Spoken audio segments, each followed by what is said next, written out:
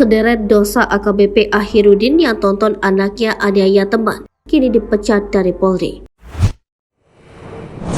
Kapolda Sumut menyatakan pihaknya sedang menelusuri dugaan korupsi yang dilakukan AKBP Ahirudin Hasibuan. Sampai saat ini pun, Polda Sumut sedang bekerja sama dengan PPATK, KPK, dan Mabes Polri untuk menjerat AKBP Ahirudin atau yang akrab disapa Udin tersebut. Pasal Undang-Undang Tindak Pidana Korupsi ini usai pihaknya menerima pengakuan dan bukti kalau Ahirudin menerima setoran dari gudang BBM ilegal tak jauh dari rumahnya di Jalan Guru Sinumba, Karya Dalam, Medan Helvetia.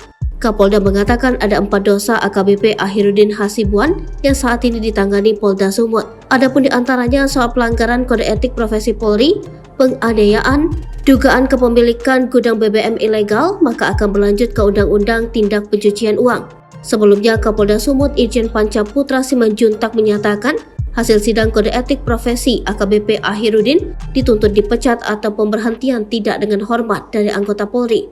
AKBP Ahirudin Hasibuan dikawal oleh Provos saat masuk ke ruang bidang Propam Polda Sumut untuk menjalankan bidang kode etik Selasa 2 Mei 2023. Putusan ini karena ia terbukti bersalah. Sebagai anggota Polri aktif berpangkat AKBP membiarkan anaknya Aditya Hasibuan menganiaya mahasiswa bernama Ken Admiral di hadapannya. Selain itu, dia juga memerintahkan orang lain untuk mengancam atau menodongkan diduga senjata api ke korban dan rekan-rekannya.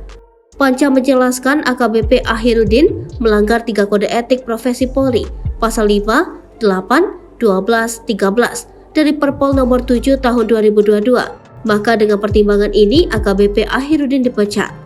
Meski diputuskan untuk dipecat, Polda Sumut memberikan waktu 14 hari kepada AKBP Ahirudin untuk melakukan banding.